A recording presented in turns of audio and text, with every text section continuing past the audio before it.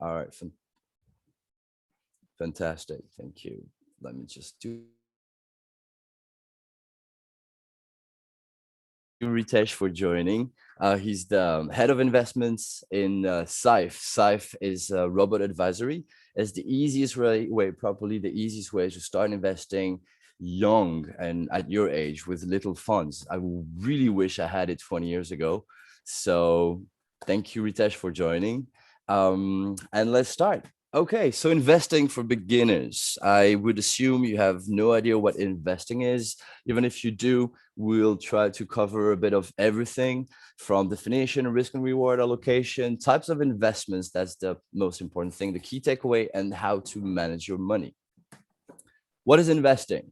So it's just committing time, money, or energy for a future benefit. Time being importance. What for? A profit. Basically, just you invest something to get something out of it. This is why we have a return on investments. So you just profit, divided by amount invested, whether time again, for whatever, and you decide, is it worth it or not to go in it? How do you invest? First of all, time. Life is short. See the time as a fuel. You want to invest it wisely. Don't anyhow spend your time in front of Netflix and show your favorite show. You're aware of opportunity cost. We'll cover it later. And create good habits. Your body, your mind, relationship, finance, communications, all these are sound investments for a happy life. We'll cover it in Designing Good Life in a future webinar. Invest money in stocks, bonds, ETF, real estate, REITs, whatever, to get it back later. Before you do all that, you have to plan your short-term goal, your long-term goal, and understand obviously risk, reward, volatility. We'll cover this for emergency funds, for your retirement, also to have fun in your life. So why we should invest it? Well, first of all, you need an emergency fund. You never know what happens. You can lose your job. You need car repair. Generally, people say you need 3 to 6 months of living expense. I would say 3 is enough, but it's up to everybody. So put up some autosave, funds all the goals. And yeah, of course, buying a pair of shoes is not an emergency. Say for your retirement also, you want to live happily ever after. And save for wealth, mainly for wealth. Because by investing money, you make money with money. It's as easy as it gets. It allows you to create wealth over time. Just a quick idea: if you had invested $1,000 in Netflix in 2002, you would have around $340,000 today. So yeah, time. Start now. Ritesh. Great. I'm on mute. All right, Ludo, thank you so much for having me here. It's a pleasure. And thanks for giving that background in terms of investing. I think all the newbies out there who have yet to begin their investing journey, I think the biggest weapon that all of you guys have is age. And you have a very, very long time horizon. And as I think Ludo was mentioning earlier, if I could go back 20 years and rethink how I would invest, life would have been different.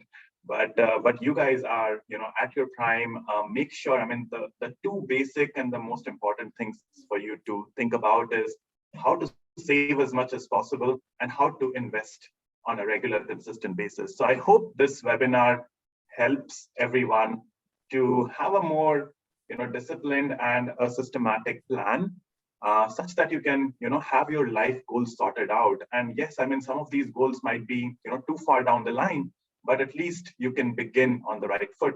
So let's do that. Yeah, Ludo, happy to pass it back to you, and we'll cover things on the go. All right. Actually, it's you to talk.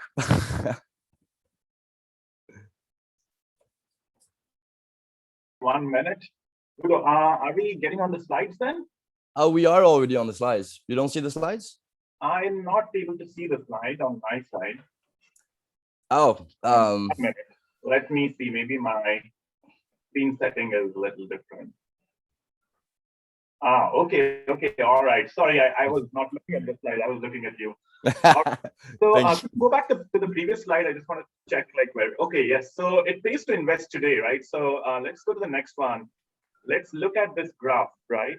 So people typically have their savings stashed in their bank accounts because they feel that it is safe, right? And while it is true that the money that you leave in your bank account, doesn't go down, but actually, if you extend that money over time, what you'll realize is that money sitting in the bank is actually losing money because there is inflation. The coffee that you drink right now for say $5, $6 will cost you, $7, $8 in a few years' time. So if your money doesn't grow, then your ability or your propensity to sort of be able to afford the same things going forward decreases quite a bit. So now I think if this graph is of some use, the way to read it is that if you leave your money in your savings account, yes, it will remain there, and it will essentially give you, over what, like 15 to 20 years, it is growing from 10,000 to 10,261. Now, if you then invest it, look at how the graph changes dramatically, right? So there could be periods. I mean, investing is risky. The reason we say investing is risky because when it comes to investing, there will be markets ups and downs. What you need to be fully aware of, or need to be cognizant of, ride through these ups and downs. Don't panic, don't sell, remain invested. If you do so over a course of 10, 15 years, you see the difference that you have in terms of how much you accumulate. So your money is making from 10,000, it's going to 40,000. It's more than 4 times the initial investment. And it is hands down beating inflation, which is growing at say 2 to 3% and grows at 13,000. It's very important, that you take investing very seriously rather than just leave the money in the bank. Let's go to the next one. Okay, let's take a quick example. I think I love this example because it just shows you the importance of starting early. So there are two people. One is Jill, one is Jack. Jill starts investing $10,000 every year from the age of 30 to 40, right? So total investment is $100,000 from age 30 to age 40. After that, she doesn't invest at all, right? So just 100,000 total, age 30 to 40. Jack, on the other hand, starts at age 40. So he's a bit late to the party, but he says that, okay, maybe I'm a bit late, but let me invest instead of 10 years, I will invest for 20 years. And he invests 10,000 per year for 20 years up to the age of 60. So the total value that he's invested is $200,000. Now, assuming both of their returns grow at 8% per year, the question is, at age 70, who will be better off? Who will have more money in the bank at the age of 70, given this investment profile? Ludo, what do you think? Well, I know the answer already, but is there a way for people to take a guess? I would say Jill, because again, the earlier you start, it pays off because you just missed out 10 years of return. And with the accrued interest, you would have way more. Absolutely. So let's go on to the next slide to see how it works, right? So if you see here, Jill at the age of actually 65, not even 70, she invested only $100,000, but she ends up $1.15 million. So, 8% per year grows quite substantially versus Jack invested $200,000, but at the age of 65, he ends up only at close to 800. So there is like a massive difference in terms of where they end up. So I think the gist of the story is basically to tell you the earlier you invest and the more you invest, the better the money grows because it compounds over time, and the compounding really helps your money, to work harder. So, money makes money, right? So make sure you invest diligently, you invest early enough. And, the best time to invest was probably yesterday, but if not, start today. That is amazing. It's like $333,000 in 10 years. This is the difference. That is the opportunity cost of time, actually. Amazing. So thank you, Ritesh. The difference between saving and investing, you just saw it. Saving is just like short term, it's for emergency. Investing, if you start investing now, it is making money work for you. I cannot stress enough how investing is important. You just make money grow. Saving. So just start. In order to start investing, actually, you need to start saving. 20% is a good start. Set up recurrent savings. Open a saving account, pick a certain amount, and automate it so you don't have to think about it. Investing, well, put your savings into investments and you get returns. You can invest in bonds, stocks, or wherever.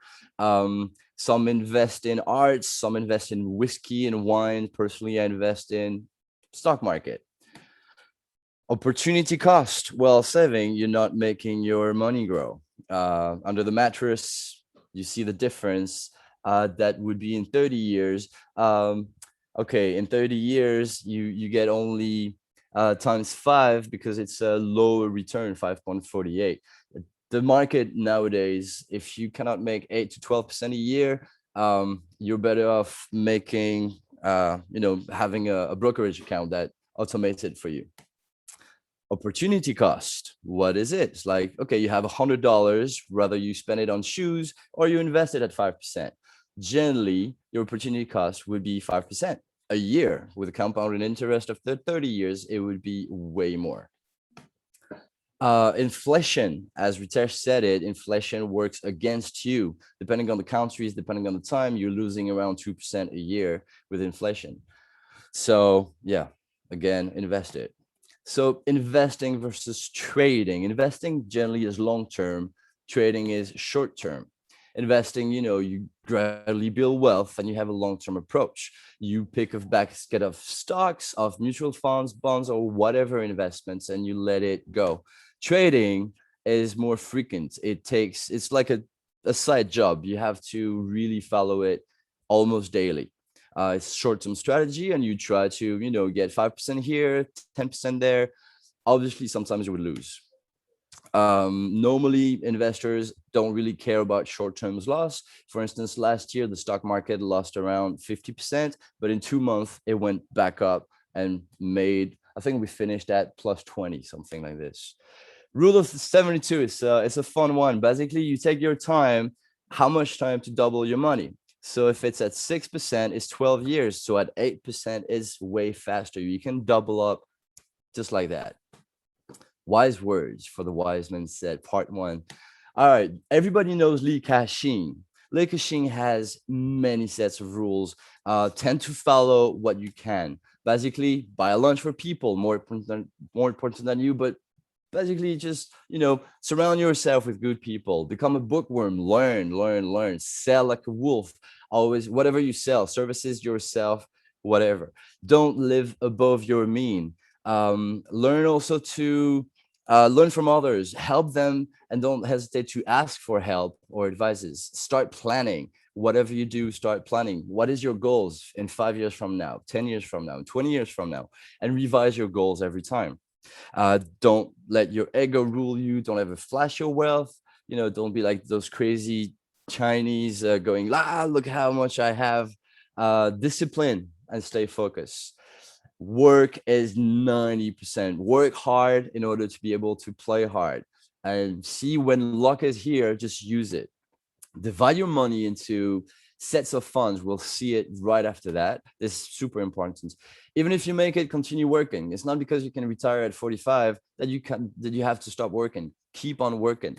Offer help. And when you give help, you receive help. Save a big war chest. So that's for, you never know, but save it. And where you spend your time is an indicator of your success. Again, if you're a couch potato in front of Netflix, you won't make much. And spend money purposefully. Like, well, you can go Coachella or whatever, but we cannot travel anyway. So it's not because we cannot travel that you have to spend anyhow anywhere. And don't dwell on mistake. Always smile. That's important. Like past mistake, bad investments will happen.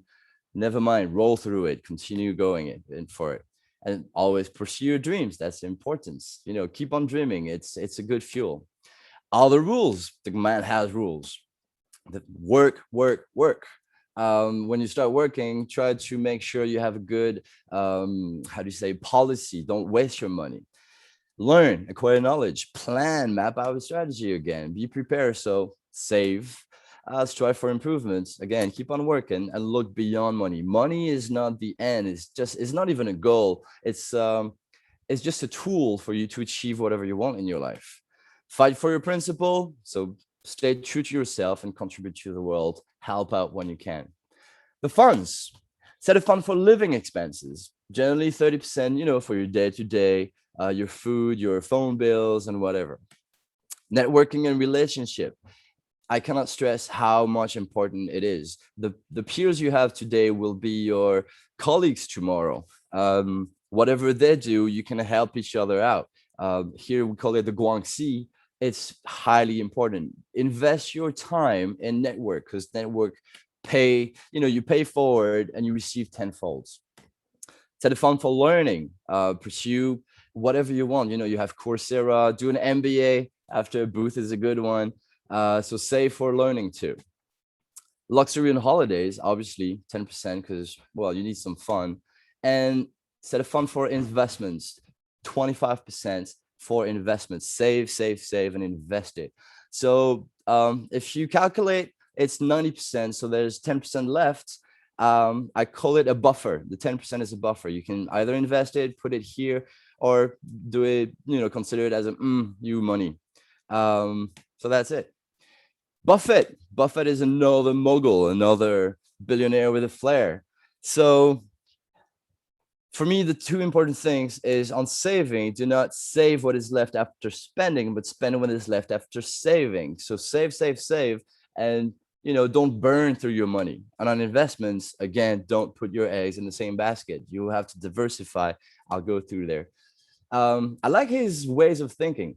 Marry the right person, find a good pair, because you're going to live the rest of your life with him or her, and you will change each other. So you need someone that is supportive, that will push you forward.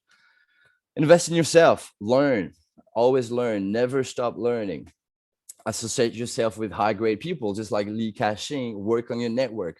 I love to be the stupid guy in the room because I've learned so much. And work for people you respect.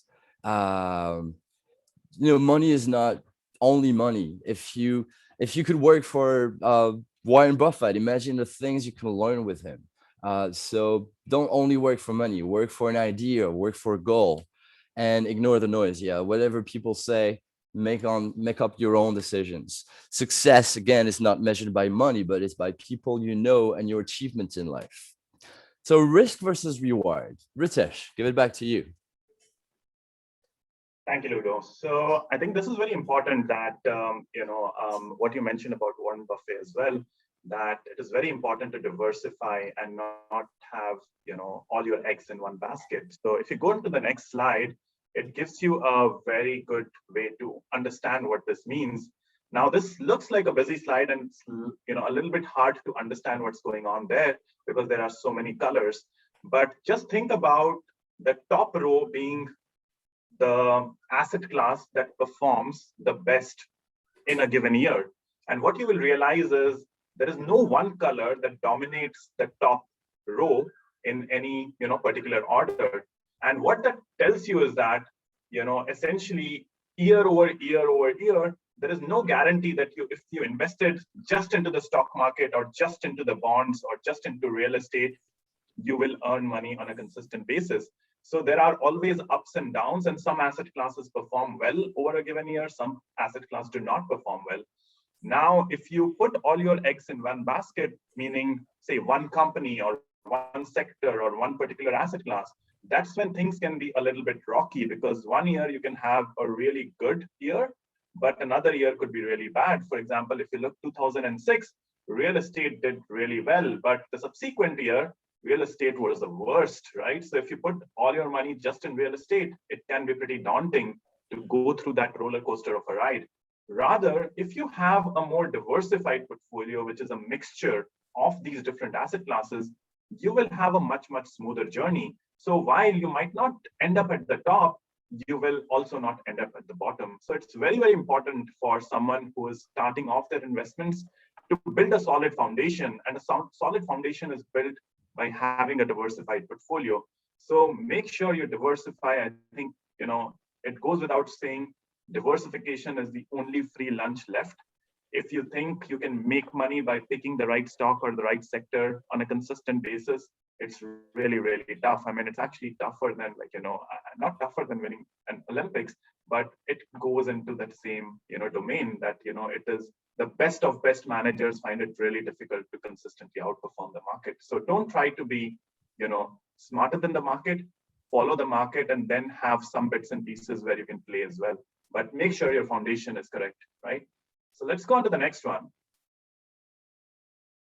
Again, how do you diversify, right? So as covered earlier, there are different asset classes. So you can have money spread across different asset classes per se. So if you think about it, there is bonds, there is gold, which is commodities, there is real estate, there are stocks. Within stocks, there are different subsegments. There are defensive stocks, which are basically stocks which have been there, and they're called blue chips because they have been there forever, and they pay you a very healthy sort of ongoing return, but they're slow in growth. But there are other growth stocks which you can have high exposure to sort of growing your money, and that can give you high growth.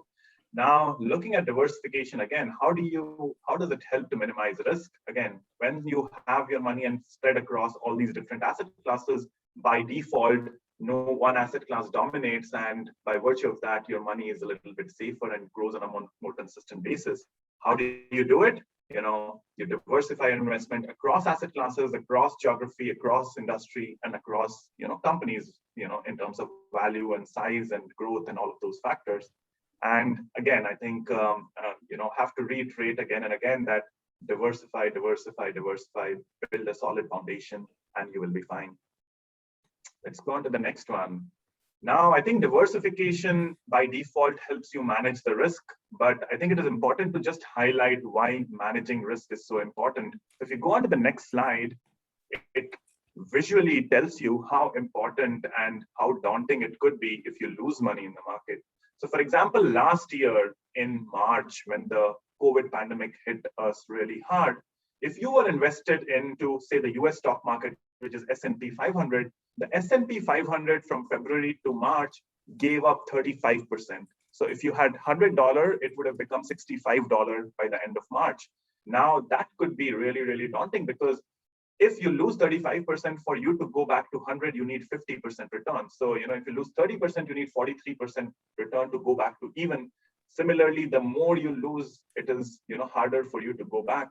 So alongside diversification, it is actually very important to understand what's your risk capacity, what's your risk tolerance, and make sure you operate within those constraints per se, because if you lose more than that, you will panic, you will sell off, and selling off your investments during these times, it's actually the worst time to sell. Rather, these should be the times when you should be buying more. So let's go on to the next one. So what are the risks, and how do you think about risk in general, right? So people in general can categorize themselves from being super risk averse to being super aggressive. And depending on what stage of life you are, what are your goals, whether it is short-term goal, long-term goal, these sort of parameters changes from people to people. If you're generally risk averse, you go for and suppose you're having a very low time horizon, suppose you need to make a down payment for your house in 6 months, obviously you should not be investing into the stock market, rather put it into a high interest savings account or money market funds. So that's a risk averse kind of a situation per se.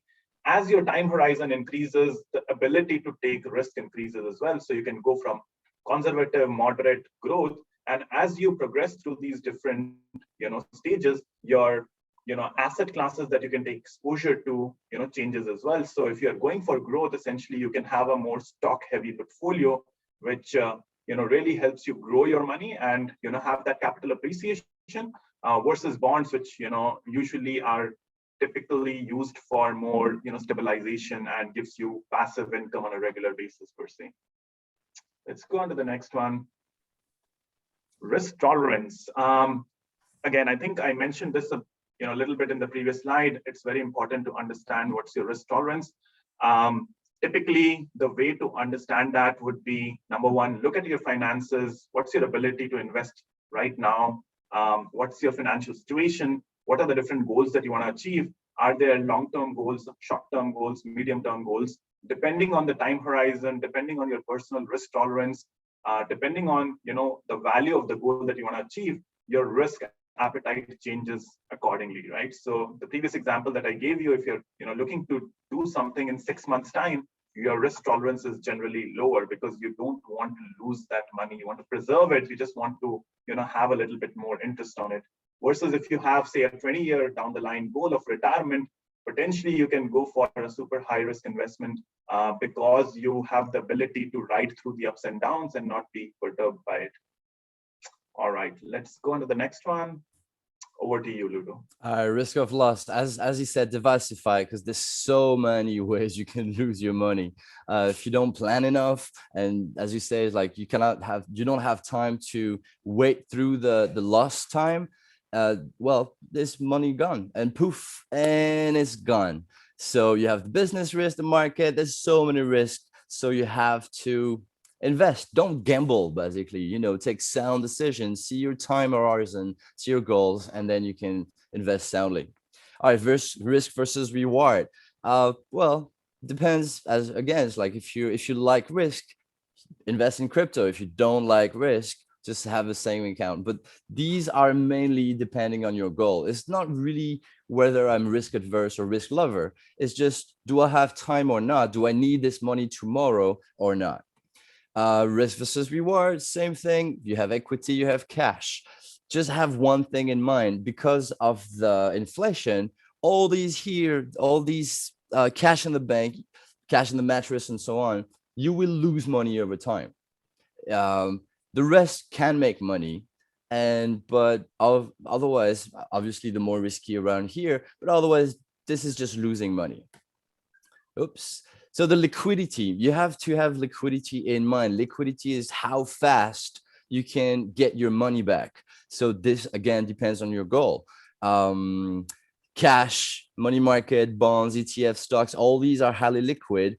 RS1 connections, coin connection, or real estate is not liquid. It doesn't mean it's illiquid, really. It just means the time to liquidity is longer. For real estate, for instance, you can get stuck with a real estate for 10 years, not really, for a year or 6 months or 2 years. So it takes time. So if you need the money now, you would have to sell it under value, and then it incurs another loss.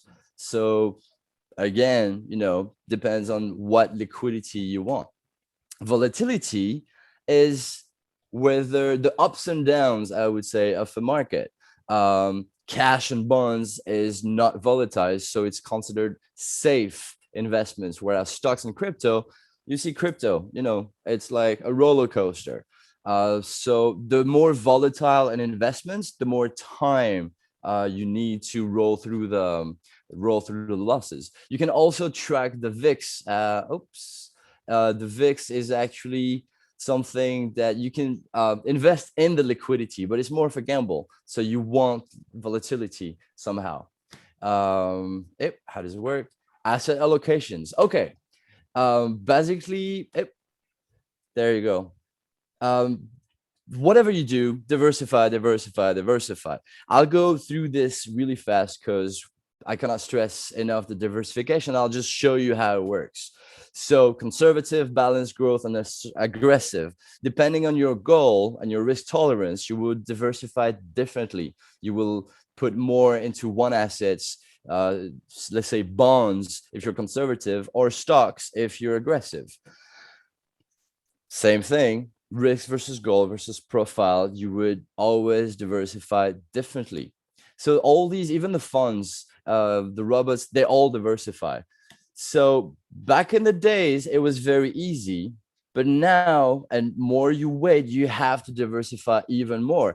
And this is not even accurate of what it is. You have REITs, tips, cash, emerging market, but actually the reality is way more complicated, because even on the S&P, you will select different stocks everywhere. So cash is, well, losing money, but it's hard to keep track of all your investments, but you need to keep track, even if it's once a year. And the more you diversify, the more you put your baskets in different eggs in different baskets, it will get better. Obviously, don't forget real estate. Real estate is a safe and easy way to invest. Normally, people, especially your age, you would be better off investing in REITs. REITs, you just invest in paper, and it's called paper real estate. You don't have to own, operate, and finance the properties, and it's liquid. You can actually buy and sell the REITs. In France, so France is quite different, because even young time we want to invest in real estate. So the first, either prudence or dynamic, so I'm sorry, it's in French, you would always invest in real estate. So the more risk adverse you would invest in real estate. If you're more dynamic, you have more stock market. 34 to 40, you diversify. 40 to 50, you pay off your debts, then you capitalize, and you have passive income for retirements. But many times you have real estate, whether paper real estate or real estate. So different types of investments. You have a lot of investments. I will pass it back to the professional, Ritesh. Thank you, Ludo. So yes, asset classes, very important to understand all the different asset classes and how they earn money for you. So cash is just cash, right? It's money that is sitting in your savings account, and you get like a minute interest on it. Right now, given the global interest rates are so low, your savings account is, earning you close to nothing. So really, as Ludo was saying, cash in the bank is, is okay, but you're actually losing money over time because inflation is eating into it. Next comes fixed income. In a way, fixed income basically means you are lending money to someone. Because you're lending money to someone, that particular person or entity then pays a fixed amount of coupon or interest on that money. And essentially, at the end of the tenure for which you have lent the money to the person or entity, you get your principal back. So that's your fixed income. So there are a lot of companies who raise capital through bonds. So bonds are things that you then own. In a way, you're lending money to the company, and in exchange, the company is giving you some sort of an interest. Now, typically, the interest rate that you get from the bonds are higher than what you earn in your cash. So it's definitely one step ahead. So this is something that you can consider. The fact that you get your principal back, unless the company defaults, you will get your principal back. So that's good from a fixed income standpoint, that you're typically not taking capital risk that much. I mean, unless you invest into a company which is going bonkers. Next comes equity. Equity, in a way, you are partly owning a piece of a particular company, and in exchange for that, you participate in the growth of that company, and that's why you get a higher return to it. Commodities, basically all your materials, minerals, like your gold, silver, these are store of capital, right? Like these are things that are supposed to be in limited quantity, and because of that, over time their value grows, and they're typically considered to be inflation hedges as well. Typically, I see gold as just an able diversifier over all the other instruments that you have. It is typically also considered as a safe haven, because if the world is coming to an end, and a lot of other things typically associated with equity, fixed income, and others are going through a turmoil, it's usually gold where money flows and remains there. So gold could be used as a safe haven asset and could be part of your overall allocation. And then not forgetting real estate, right? I think all of us would want to have something tangible in terms of ownership. And over time, real estate does give decent returns. Real estate, if you rent it out, you also earn rental income. And nowadays, through REITs, it is very easy to invest into real estate, as Ludo was mentioning earlier. And that is like, owning a piece of property, but not really, having to go through the trouble of, managing it and like, servicing the debt and everything that's sort of managed for you. And these are traded on the stock exchange, so you can come in and out anytime. So these are some of the asset classes that, could be part of your investment portfolio. Next one. All right. So basically, you have to know your stocks. You have to know your asset classes. Ritesh went to all of them. So actually, I don't really need to go through them, but I'll take a more deep dive. Stocks, bonds, alternative cashes. Well, okay, we can skip this. Stocks, basically stocks. You have to understand how to invest in stocks and do your research, especially if you want to stock pick. You need to know your stocks. So it's the most common instruments. Everybody knows, earn a share of a company.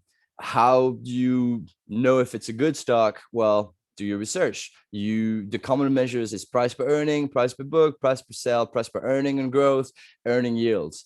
There's plenty of information out there. Do your research. So again, you just hope that the stock you will take will earn money and pay you dividends. Warren Buffett tells rule number one, never lose money. And rule number two, never forget rule number one. It's easy. So that's why if you have time, you can roll through the down curve and the volatility of a stock. But when you find a stock, just keep on it. We'll go through it. So stocks are divided by geography, by size, large cap, mid cap, small cap, by style. Mainly, you have a growth stock or a value stock. Value tends to be slower, but many people say, all right, the intricacies of the company makes it the value at this price, and the stock market is lower price, so let's buy it and wait for it to go up. It's trading less than its intrinsic value. The growth is just you believe in the company and they're growing. Look at Amazon, look at Netflix, look at all these companies, Tencent, Alibaba, to name a few, or Grab. They are highly growing.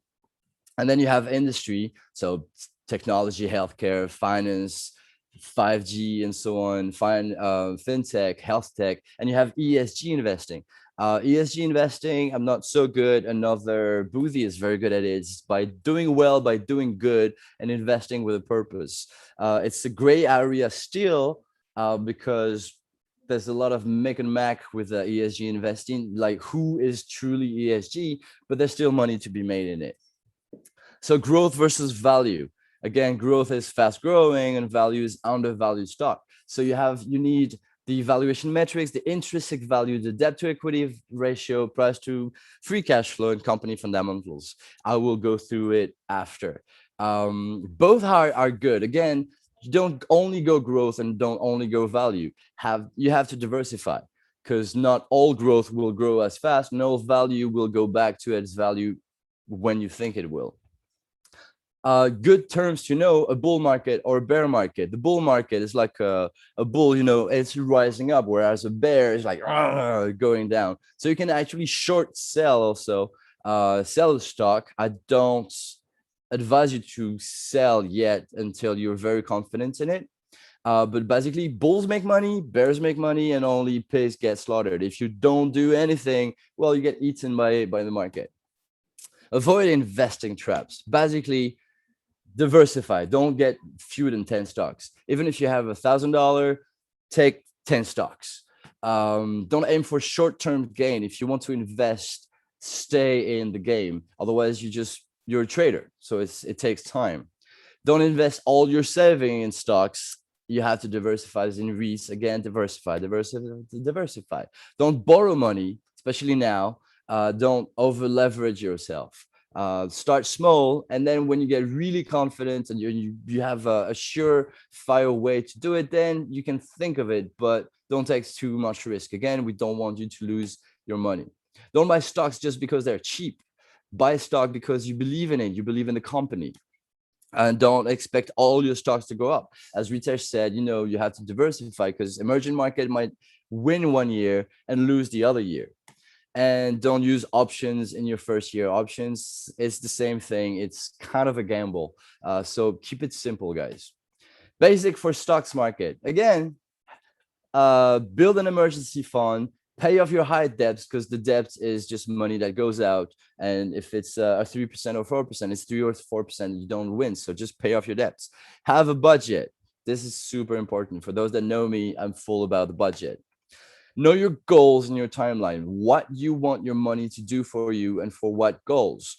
Different goals have different investing strategies.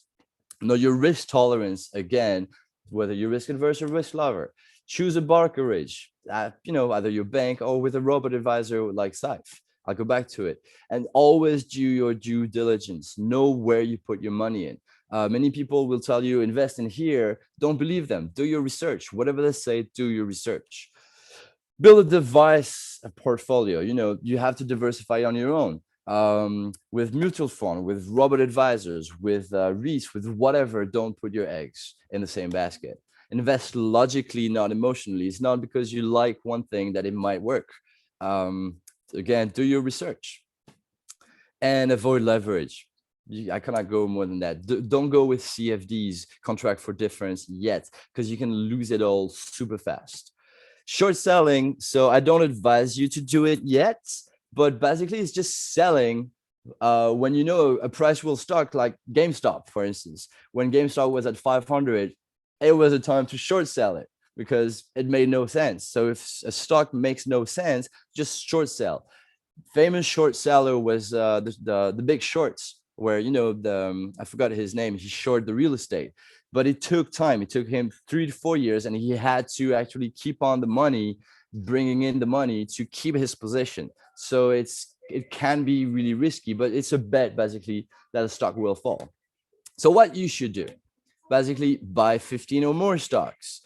Plan to hold it for 3-5 years or more. The longer you stay invested, the surefire way you will make money. Add new savings regularly, whatever you can save, invest it. Be prepared. Time plays in your favor. It's okay if stocks fall, but when stocks fall, well, you have to pounce on it. Like if you had cash in March, for instance, well, you would have done 60% last year, which is huge. And target excellent return. Whatever happens, if you diversify, if you do all that, 10 to 25 years period, you will more than double your money. Always rebalance. So, it's not set it and forget it. You always have an eye on your investments, whether you want to buy or sell. Every time you need to do your due diligence on a stock or whatever investments. Always, keep your eyes on your investments and stay invested. Ritesh. Thanks, Ludo. Let's go on to the next slide. All right, so great. So I think you mentioned this previously in one of your points as well, that even the worst market timer who just remains invested and doesn't, take actions based on, emotions and biases and markets moving will do much, much better than someone who is trying to time the market.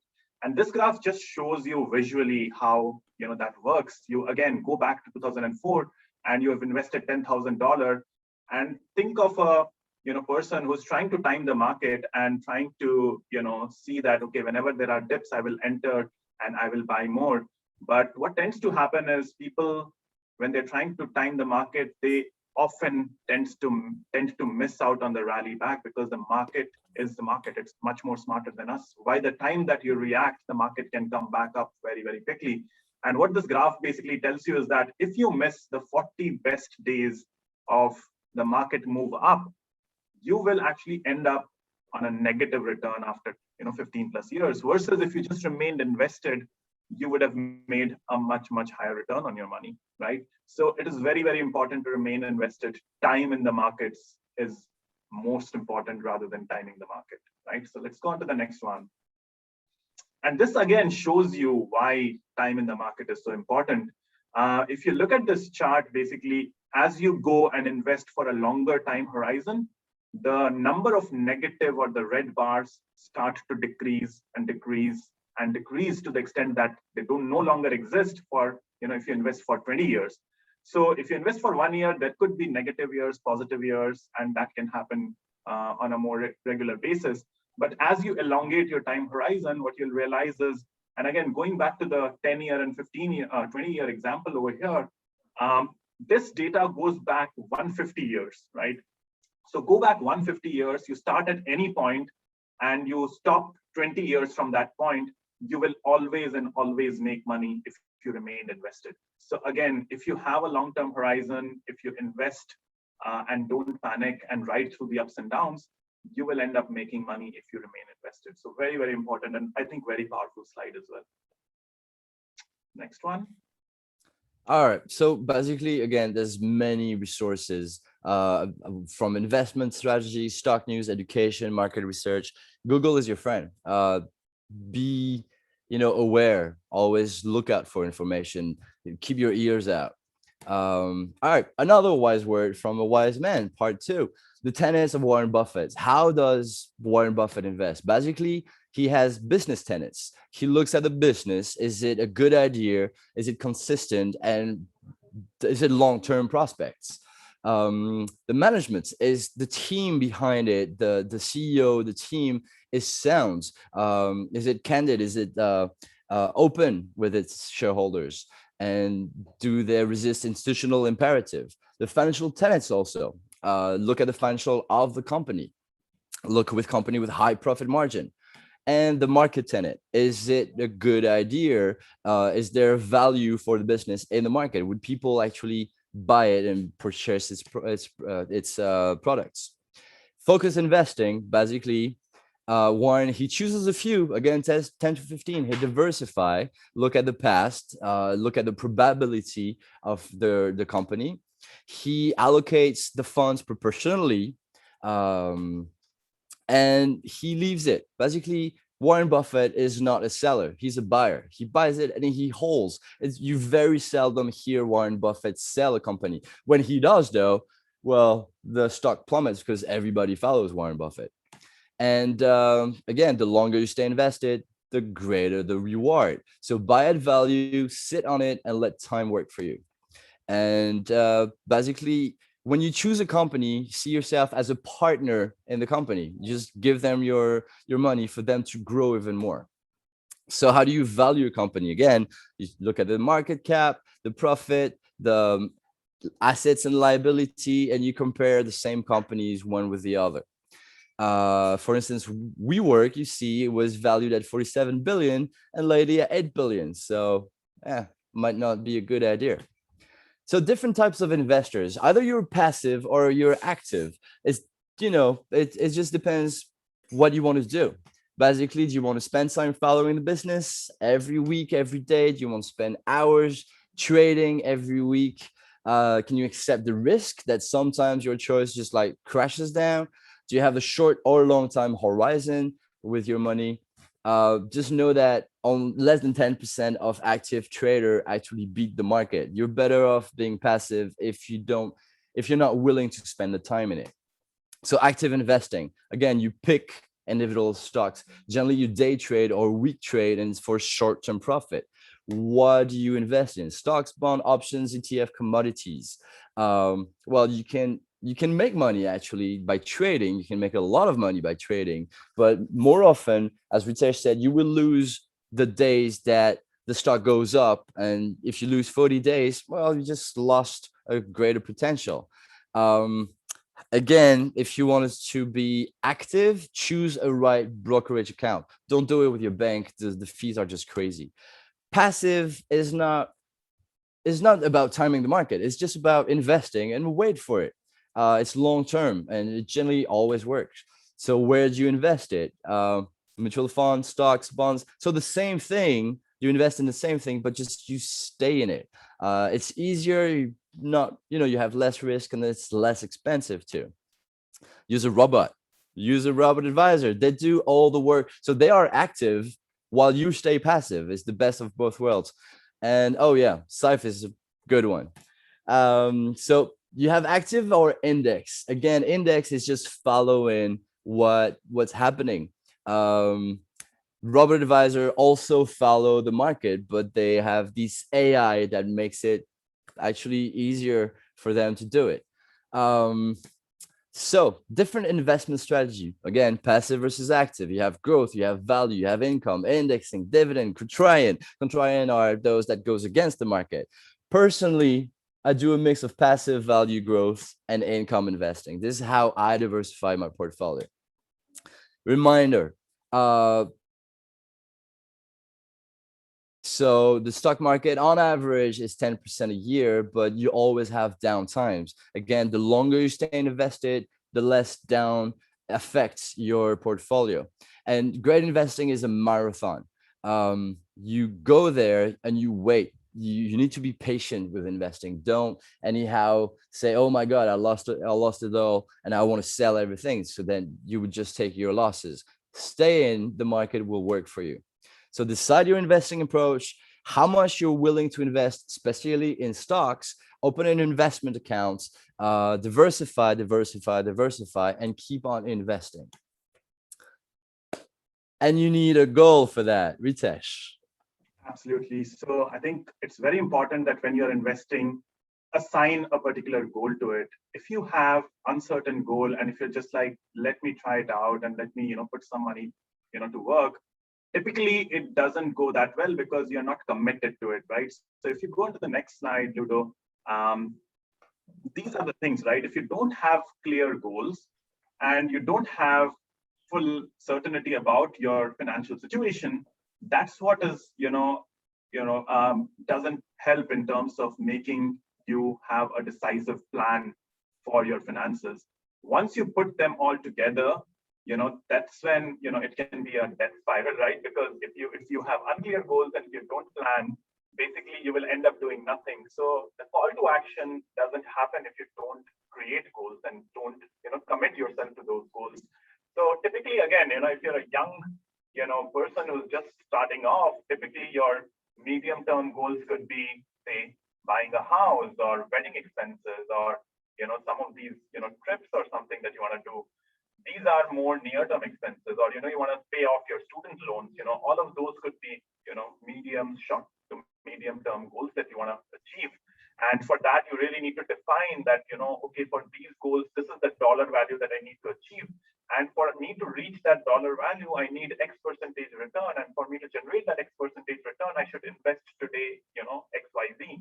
So that's how you plan. And when you do that planning, you remain a little bit more committed that, okay, if I don't do these X, Y, Z things, I will not achieve that goal. Similarly, you can map out your long-term goals. Like, maybe it's too early, but, planning for retirement never hurts. Like the earlier you plan for it and start saving for it, the easier your retirement life will be. Like, maybe it's, 30, 40 years down the line.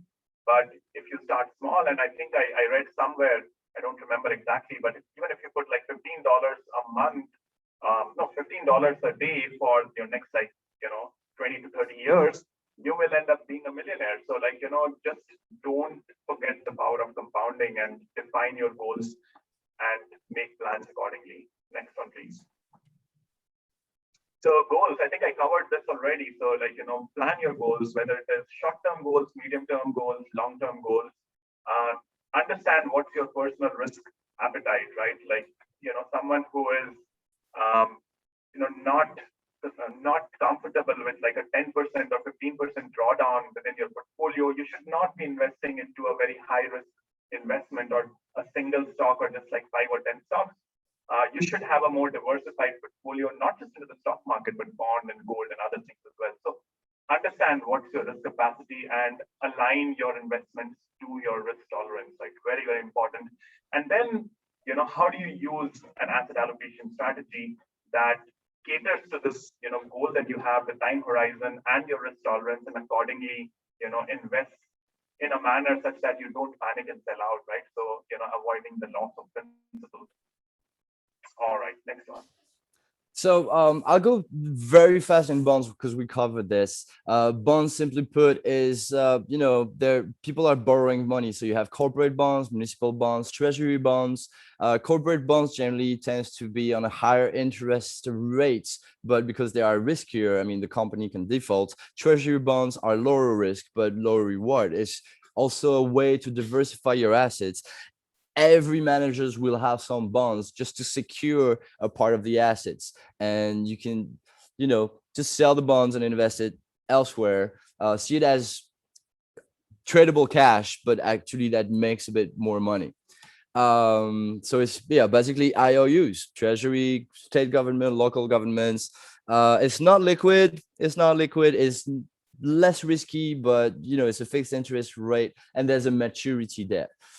So it's an easy way to diversify to on a safe way. It just like generally follows the inflation. You have some corporate bonds that are highly interesting, but you have to be careful with bonds. You have mutual funds. Basically, mutual funds, you have passive funds and active funds. Passive funds that just pick an index and follow it. Active funds that try, they have the manager behind it trying to make money for you. Just give them money, and they do, for a fee. Basically, you pay them generally 2% plus 20% of their profit. So it's quite expensive, and studies show that actually the average, they underperform the passive fund by the amount of the management fee. So again, you give them money, they deal it for you, and it can be affordable, but it can be expensive. And actually, Ritesh, you know about that more than I do. Yeah, they many lose money. Yeah, absolutely. So I think this slide is very powerful. Again, it just goes to show that the world has become very, very transparent. Information, what used to be available only to certain players and certain money managers previously, now is available at your fingertips. So what has happened is, because of information being available, on a very, very easy basis across different channels, it has become incredibly difficult for active managers to outperform the benchmarks or the thresholds that they have set for themselves. And if you look at just this graph, I mean, it's not just like very recent data. This goes back 15 years. On average, almost 90% or more than 90% of active managers, they underperform the benchmark. And typically the reason for their underperformance, number one is, it is really hard to beat a benchmark or an index, because the index are supposed to be, covering the top performing stocks or the, most valued stocks. And, it is like a survival thing, right? Like, the best survive. So index by itself is supposed to be, having the best companies all put together. So to beat that performance is actually really, really tough. And that's why, that's one aspect. And the second aspect is these money managers, they employ a lot of people who do deep research to find out the winners and losers.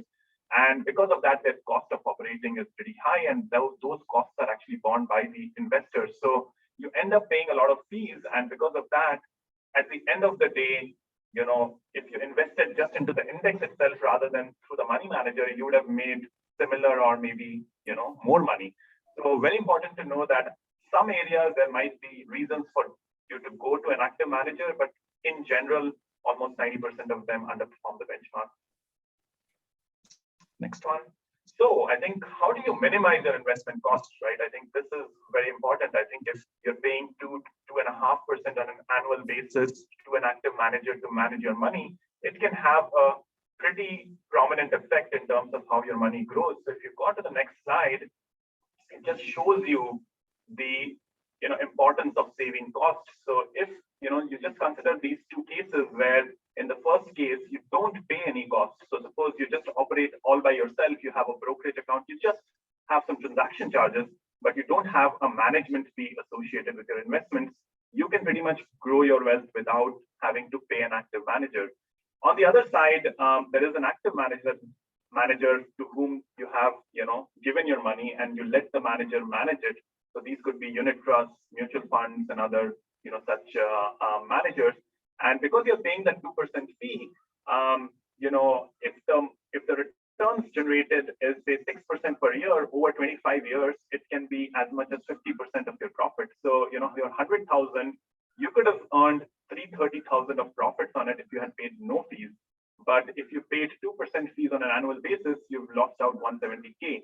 Now, I think, again, going back to a point earlier mentioned by Ludo, very important to also understand that there is no free lunch. Like, if you're looking to do it all by yourself, it's not easy. And, whether you get things right or not is also very, very difficult to say. And plus, there are intrinsic costs associated with doing investments yourself, because you need to, commit a lot of time and effort and track the market. And, it can be pretty daunting from that standpoint. So I think a middle ground is where I think things can be a little bit more interesting, where you follow a passive investment strategy. You use index funds or ETFs to build your portfolio. And then if there is a way to, rebalance these portfolios on a consistent basis without you needing to intervene on a very frequent basis, I think that's where the middle ground can come into play. And instead of paying 2%, if you're paying, say, 0.5%, that makes a little bit more sense in terms of making your money grow without paying excessively for it. Next one. All right, over to you. Boom, there you go. I was muted. Sorry. So basically, other ways to invest in without as much fees, there's still fees, is through equity traded funds and index funds. Basically, they just mimic the index for you. You don't have to stock pick, and they just follow whatever you want. Um, uh, it's a low cost to access to a variety of asset class. ETFs, you have, how does it work? Like this, boom. Index funds, so they just follow the market.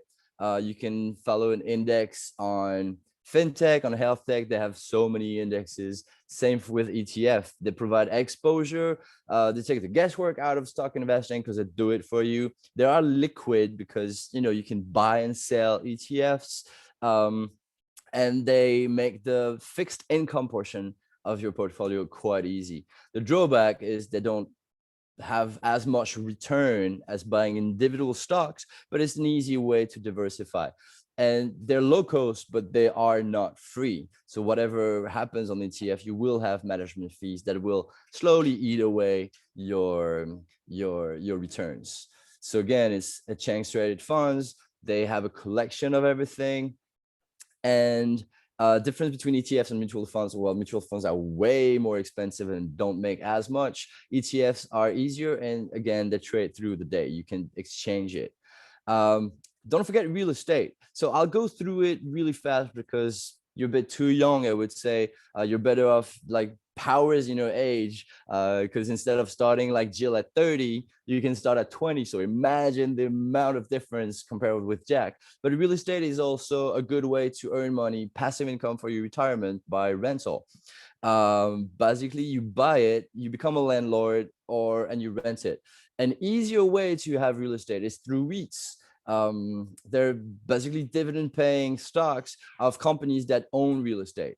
So how to invest in real estate? You have, again, properties, REITs, mutual funds on ETFs, on real estate, private funds. It's another way to diversify, and it protects you against inflation. So you have different types: residential, commercial, industrial, retail, and timberland. You can.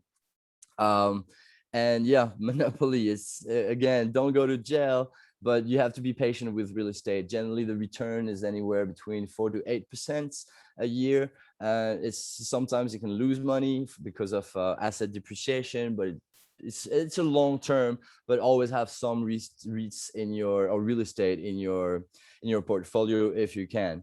You can buy a house, again, evaluate your savings, save a lot, go to the bank, get approved, and then you have mortgage, you have property tax, you have insurance, you get maintenance. Actually, it comes with costs buying a house. Real estate in Singapore is interesting. You have cheap leverage. I think the bank is around 1.5% when you can afford it. You have passive rental income. You can make enhancements. You buy something that is totally horrible, you make it better, and you flip it for the added value that you created. Real estate generally is sound advice. In France, everybody does real estate. We start with a studio, then we have a 2 rooms, three rooms. Some people do only studios. So it's easy. Singapore is interesting also because it's limited land. So I believe the value should pick up. Also, you have HDB, you have BTO. I mean, there's so many ways to invest. REITs for me is the easier way to invest in real estate. It's an accessible means for property. You can buy REITs for as low as $10, maybe, I don't know. But it's you can trade it, and it's also diversify your access to property because it's a portfolio of properties that are rented out. So you're not tied to just one studio that is in a bad street, for instance. So REITs is, you buy shares to a fund, they acquire, they give back the rental income, they get their shares, and they get it back to you. Easy to buy, low minimum investment, you can diversify, and yeah, it's a great investment overall. Why REITs? Well, stable income, protects against inflation. You have different types of REITs, different types of property. Always look at the occupancy rate of the REITs. Normally it's better if it's full capacity, otherwise you don't have rental income. And again, it's a good investment. You must know how to choose your REITs as you choose a stock. Here you have Capital Land, you have a few good REITs in Singapore, actually. So it's easier. It's an easy way in Singapore to go with REITs. Again, I would say REITs just is better. Lower risk everywhere. Liquidity, cash flow, liability management. Yeah, long live REITs. Then you have commodities. So commodities, I'll go fast on it. Don't go into commodities yet, my advice, unless you want to really trade into it. You can have gold, so you can invest in gold. I'll go after, or you can trade gold. I'll go through it after. But basically, it can be also a way to diversify. Gold generally is when the stock market crash, gold goes up. So yeah, it's a good way to hedge it, I would say. You can also invest in commodities differently with ETFs, with index, and so on. How to trade it? So this, again, it's a trade, so it's a gamble, and it's an even shorter trade when you trade commodities. It's we're talking minutes or hours or days maximum. Three days of trading commodities is the equivalent of 3 years of stock market. So choose your market: oil, gold, natural gas.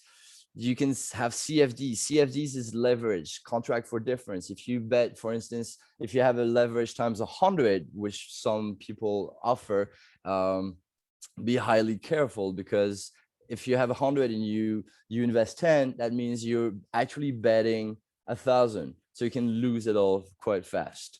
So you buy or sell, basically you go long or go short. You enter trading side, especially with CFD. So always be careful. Again, I advise you against it at first. Manage your risk. Always put stop loss, a take profit, or a guaranteed stop loss. Monitor your position every single minute, because depending on your broker, losses can exceed your deposit depending on your broker. So it means if you put 10 and you lose 1,000, means now you owe 1,000 to your brokerage. So again, it's a gamble. Be very careful with commodities. And close your positions. Always have a stop loss or take profit.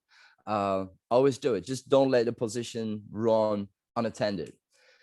You can invest in gold, or you trade gold also. Physical gold, mutual funds, stocks. You can buy coins. It's quite fun to have a coin at home. The returns are not as big unless you trade it as a commodity with a contract, with CFDs with leverage. But again, don't do it yet. You're better off investing.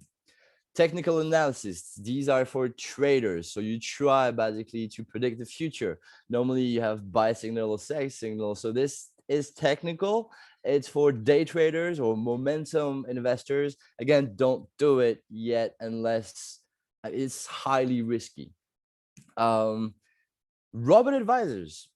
Personally, I wished I had robot advisors 20 years ago. It's an AI. It's a platform. They share many similarities with funds or the ETF. They pull together monies from many smaller investments and then make large investments. So this helps small investors have lower charges and easy diversification without you doing anything. So it's an access to a private investor, private financial advisor that does work for you with minimum fees. And basically, yeah, it's a computer program. You fill up questions based on your risk profile and your goals. The AI will, work for you and allocate your assets depending on your goals. It's compared to a human advisor. It's unbiased. You have low fees and you have tax efficiencies. You have many robot advisors out there. DBS have its DG portfolio, which is not bad. The most well-known is Stashaway. That is the first to move in Singapore. Personally, I love Saif. And well, how can Saif help now? Ritesh, tell us all about Saif. Right, Ludo, thanks so much. Let's actually learn a little bit more about Saif then, right? Let's go on to the next slide.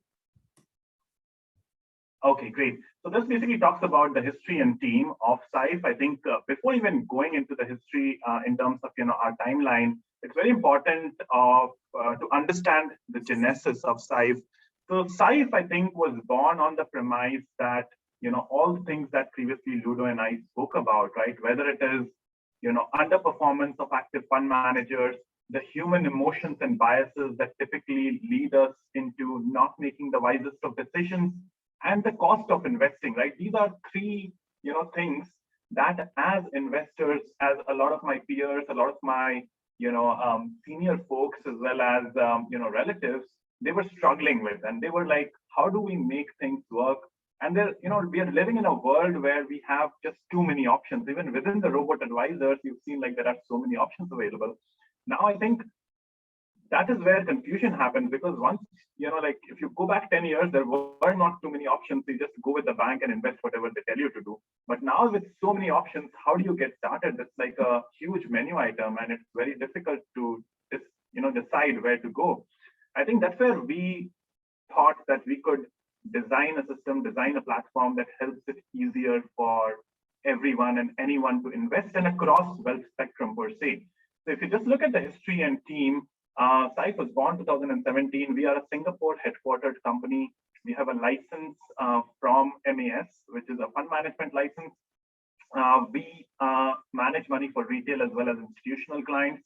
We launched a bunch of products. We'll probably cover a little bit of it later. But I think the most important is the executive team, which comes with tons and tons of experience. Dhruv Arora, who's the CEO and founder, was previously working at UBS, where he used to lead the ETF trading desk. So, you can imagine our products are based out of ETFs and index funds. So that's where we get that expertise. And again, like, we want to be passive managers. So we don't want to be active in the sense that, pick up individual stocks and trade on it. We want to be as passive as possible and pass on those cost benefits to you as a client. Richard Ye comes with tons of experience, 30 plus years in the industry. He's the head of portfolio construction. And then, others, including me, come from other backgrounds. Like Sebastian was part of Lazada, Indonesia. He was the CMO there. And I come from Goldman Sachs, where I was a private banker before this. And Akiko is our, rocket scientist. So she is our quant specialist as well. But that is not the entire team. We have a huge team from people all over the world, and essentially they come with different expertise. We have a huge focus on technology. People, those are, I think, the core of the team per se. Next one. So very important to understand that, like, when you're investing, especially with robot advisors and others, platforms, which is not a bank, you would obviously be concerned about the safety of your assets and what happens if something happens to, SIFE or a particular robo investment platform. So that's what I think for specifically SIFE, we have this retail fund management license. This is actually one of the most stringent licenses to get in Singapore. And typically very experienced fund managers are given this license. And on top of that, there are, fairly stringent requirements in terms of managing, having a base capital, as well as making sure that client funds are segregated and kept separate than our own funds. So I think the most important takeaway from this slide should be that when you invest with us, your monies are kept separate from SIFE's own balance sheet and our own money, and we are not allowed to use client money for our own purposes. So just in case, a worst case scenario, something happens to SIFE, your assets are still safeguarded and you will be able to redeem them in full. So that's very important. So, and the custodians for your assets are the likes of Citibank and HSBC. Next one. Okay, let's quickly go on to the portfolio offerings with SIFE. I think, as we were covering earlier throughout the session, the reason people are not able to take action is because they are not able to associate investments with their goals and align them very properly. And that's why I think at SIFE, what we tried to do was make all of our offerings very purpose-driven and very objective-driven as well. So if you think about money and when you want your money to work harder for you, there are typically three areas that you want to focus on. The first is you want to keep your money safe and sound, but you want to earn as much interest on it as possible. So that's your savings bucket, right? You don't want to invest it per se, but you are not satisfied with the kind of interest that you're getting at your bank account. So that's your savings bucket, and you want to increase. And typically younger investors, I've seen that they will jump ship as soon as they see that a bank has reduced interest rate. They will move to another bank, or some of these platforms like Singlife and all, which give like very high returns of 1.5 odd percent. So we do have an offering to that where you invest into money market and short duration bond funds. It yields right now around 1.75%. So it's good to keep some part of your emergency funds or cash in here because it's super low risk and you're getting much higher return. But again, this is not beating inflation. So, over the long run, it will still, be a losing proposition. And this is more of a temporary, place where you park your capital just because you need to have those emergency funds and all. Now, I think the other two segments is the more important, where you really want your money to work harder for you and grow per se. So when you're looking to grow your wealth, typically you would go for an investment that has some sort of equities in it. So in our case, we have the core portfolio, the equity 100 portfolio. And if you look at the triangles, it tells you how risky these different portfolios are. So within the core, there is a defensive portfolio, there is a balance, there is a growth, there is equity 100. And essentially the reason for the different, number of red triangles in each one of them is basically because of the amount of equity. So a defensive portfolio has around 20% equity, the balance is around 40% equity, growth 70% equity.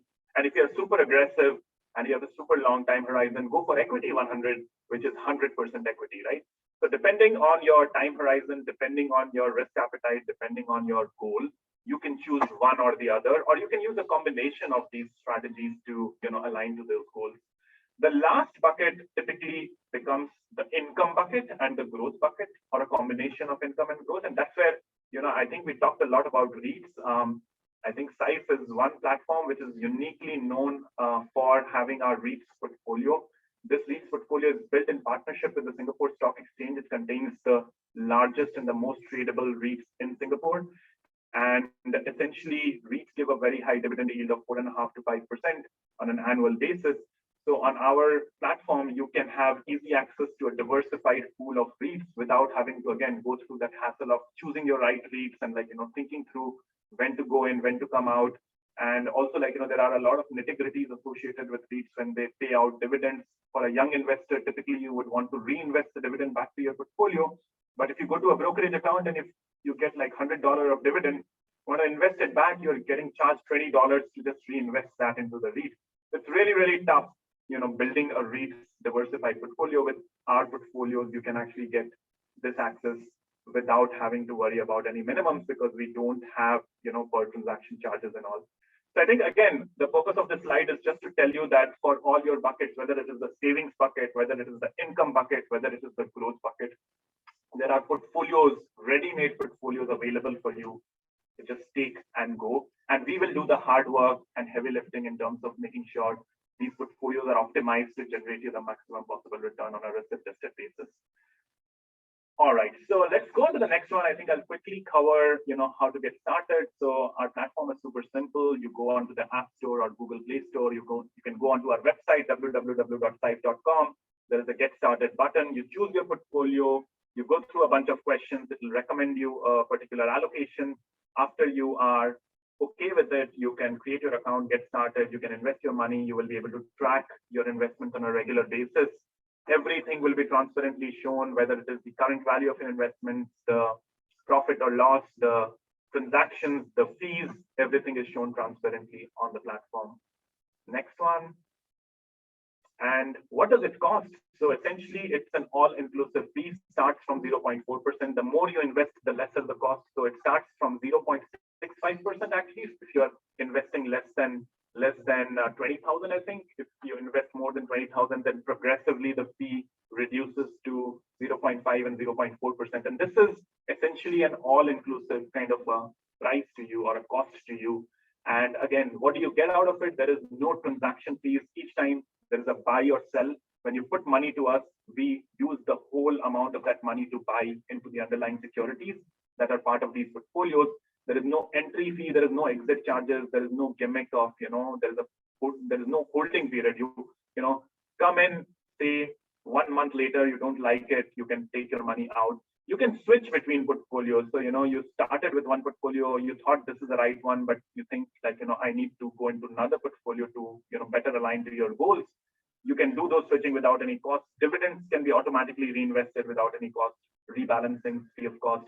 The ETFs that we use are one of the lowest cost ETFs as well. So next one. this basically just covers the cost. So as I said, for blue tier, which is less than 20K, 0.65% per year, as I said, includes almost everything. Black tier, 0.5%, gold tier, 0.4%. And on top of this, I think what is more important, especially for younger investors who are just starting off, even for the lowest tier, we give you access to some of our wealth experts. So I head the wealth advisory team within SIFE. So feel free to engage with us for all folks who are just starting to invest. We can help you out in at least thinking through how to analyze your situation, how to think about your goals, and how to get started. And then as your needs and complexities increase, we can have a more dedicated way of addressing those needs per se as well. Next one. So comparing SIFE with DIY investments, right? So I think we covered a little bit of this earlier. I think if you do DIY, there are certain minimum units that you need to buy. With SIFE, there is no minimum. So you can start with as low as $100. I mean, bear in mind, if you start with $100 for a REITs kind of a portfolio, you're getting $4.5 or $5 as dividends. So if you really want to get really high income out of and that's on an annual basis, right? So if you want to get better returns, you obviously need to put your money on a regular basis and let it grow over time. There is no requirement of any CDP or brokerage account. You can get started within 3 minutes using my info. Again, we do the heavy lifting. So all rebalancing, all risk management, dividends are automatically reinvested. Rights are automatically subscribed. You can switch between portfolios. That's taken care of. There is no brokerage fee. So all of these that you do, all transaction costs will be borne by SIFE. And the only fees that you will bear is the management fee that we talked about. So that's an all-inclusive. So you know exactly what is your fees that you're paying, and there is no other gimmick associated with it. And if you compare that with like a DIY investment, there is just like a lot of time commitment. And on top of that, whether you get it right or not, and plus, all the fees associated with those as well could far outweigh, the value that you're getting from them. So let's go on to the next one. All right. So as I mentioned earlier, if you have any doubts and if you want to dig deeper into our portfolios and you want help in terms of thinking through your investment plan, do talk to us on our website, www.sife.com. There is an advisory page. You should be able to schedule a free consultation call through that. So do utilize that, please. Next one. And for all the viewers today, we have a special promo. So if you start your investment, there is a small feedback form here.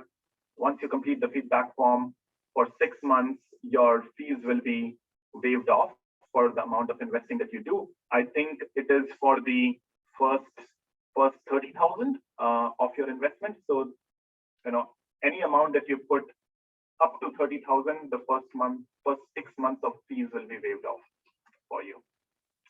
All right, I think that's it for now. I guess, yes, over to you, Ludo.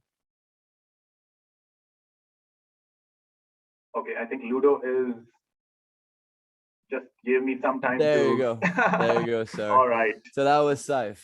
Thank you, Ritesh. So there's other ways to invest too. There's I'll just give you the Forex, which is like trading commodities or how do you say, money pairs, peer-to-peer lending. There's a lot out there. Angel investments. You can invest in a small company startup. Oh, there you go. I was hidden. A small company startup that you could help, grow before they raise more funds. Cryptos. I'm not really good with crypto, but there will be a webinar by Satya coming up. There's also futures, options, warrants, and swap. Stay away from them at the moment. Do your research first if you want to touch that. Keep it simple.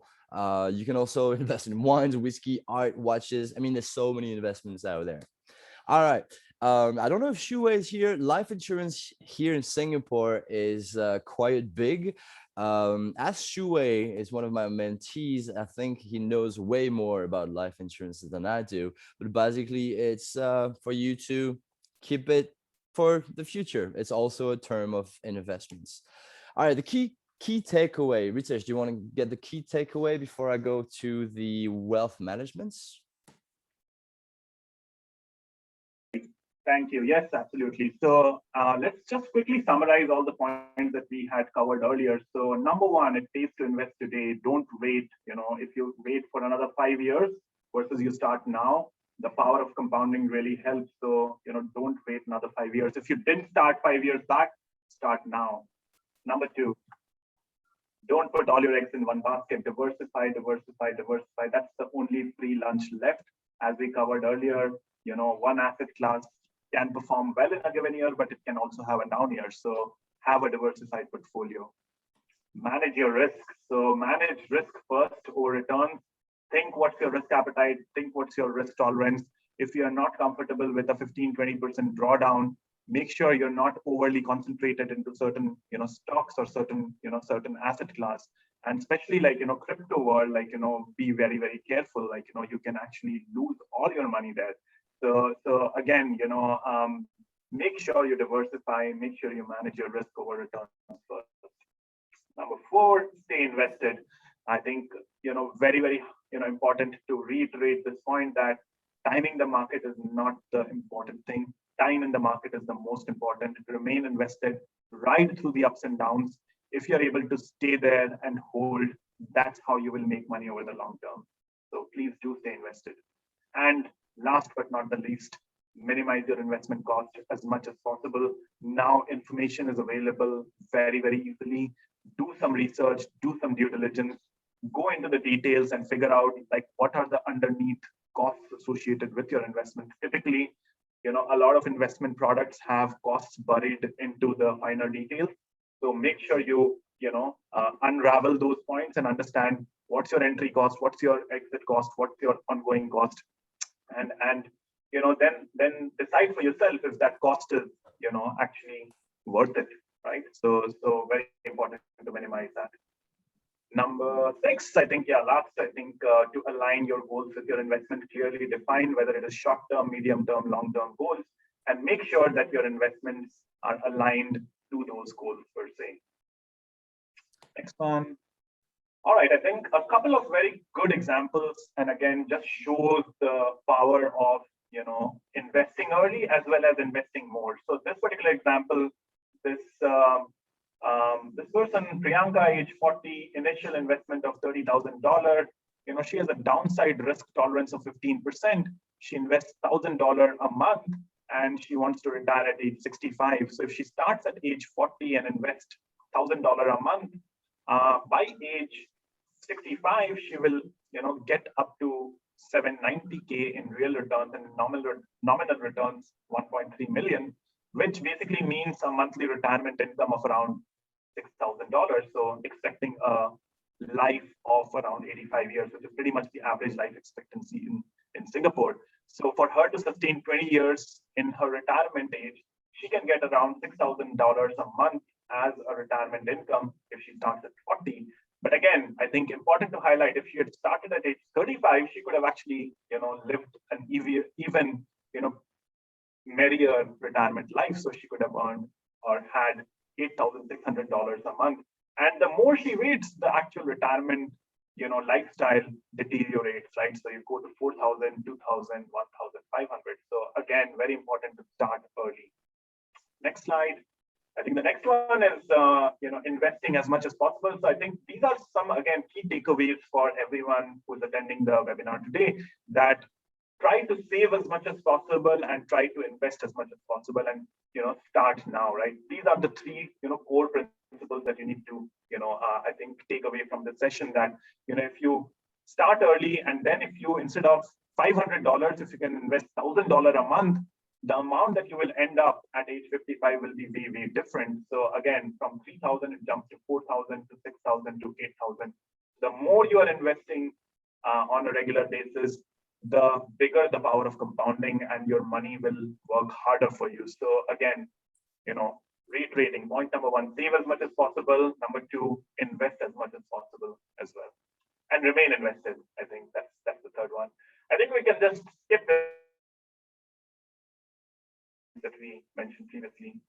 Thank you, Ritesh. So the key things to understand is, like, you need a plan. Whatever happens, you need to start with a plan, know what you want to do. The key component is the asset allocation. So, diversify, but decide where you want to put your money, where you want to invest. And most investors actually is to have someone deal with the money for them. Just be passive, or just put an index fund, and that's the easiest way. Start early. Honestly, you guys would start, well, 10 years earlier than I would have started, and it's like this is your biggest weapon at the moment. Big mistakes people make: not having a plan. That's a no-brainer. Not spending enough time to really allocate your and diversify your investments. Like 90% of long-term investment performance is driven by a user's asset allocation. Overestimating your risk tolerance, and then being crazy and wanting to sell, wanting to go out and take your losses, and boom, you just lost everything. Lack of diversifications, like this is, yeah, enough said. Don't be a fool. And excessive trading, all the back and forth, not being impatient enough, actually works against your best interest. Not starting early enough. Start now, guys. Compounding is a really powerful advantage. It's just free money. You make money with money. This just boom for you. Compounded interest, how it works: well, you invest, you earn, you reinvest, you earn more, and over and over and over and over. It's like magic. Einstein said the most powerful force is the compound interest. Seriously, like the earlier you start, I cannot stress this enough. So it's free for all. You need patience. Find a business, or a stock, or something that you like, that you believe in, and stay with it. Reinvest whenever it's possible. So do what you want, but top 10 rules of investing: think long term. Like enough said. That's it. Be patient. Invest what you can afford, what you don't need on your daily. You have your saving account. What you invest, just set it and forget it. Buy what you believe in. Do your research. Whatever happens, set it and forgetting, but keep track always. Always keep investing. Be fearful when others are greedy, and be greedy when others are fearful. Don't listen to the words on the street. Find and remove the fees as much as you can. 1% saved over 10 years is a lot over 10 years. Diversify. Don't be stupid. Basically, don't hold on stocks that are crashing. They can go back to zero. Look at GameStop. Don't sell stock when they're raising. Actually keep on the stocks. Don't take your profit, because they will rise even more. Look at Netflix, Amazon, Apple, Facebook, all the fangs. Don't overvalue or undervalue stock. Do your proper research. Don't take desperate risk also when stocks fall. If you believe in the stock and they fall, just reinvest in it. If you believe in it and your timing research says so. Prefer fixed income over stocks? Nah, there's a lot of money to be made with stocks. And buy before cars. Others are buying and sell when others are selling. No, do your own research. Always do your research. You need to evaluate the investment based on its current potential and for future loss and gain. Whatever past decision you make, reframe it today with today's knowledge. That was it for the investments. Now, how do I start investing? We'll talk about wealth and money management. So basically, you need financial planning. Basically, you get your finance organized. You figure out your priorities, you beat your bad habits, and you keep a peace of mind. You can either ask for advices, or you can do it yourself. It's really easy to do it yourself. How to start? Set up a small monthly transfer from your checking account. Use a low-cost investing service like Robot Advisor, for instance. Brew your own coffee. Invest your stock money. Like whatever you can save, well, save it instead of spending it. What else? Ask relative for money. I know here you have the Eng Paos, so just invest your Eng Paos rather than asking for gifts. Pay off your interest first if you can. Think about the risk and trade up for better choices. Always have the opportunity cost. Shall I buy a pair of shoes, or shall I invest it? Shall I buy a Starbucks every day, or just take my bottle with my own coffee that I brewed at home? How to save more money. Again, cancel the unused subscriptions, tighten your budget, refinance your loans, reshop insurances, like to have a better one, and find ways to boost incomes. Set up a saving challenge. It works well. Check up your progress after a week, after a month, and you'll see after a year, while you saved 1,000, 10,000, 20,000, depending on 15 ways to start investing with little money. So real estate, crowdfunding, setting of accounts, robot advisor, invest purchase. There's so many ways you can actually start with nothing. Like you can start investing with $500. The thing is starting, like, put your hand in it and start investing. You do have cash alternatives, so at least your savings still make a little money. So you have the certificate of deposits, the money market fund, the saving accounts. So even your emergency funds can make little money and beat the inflation.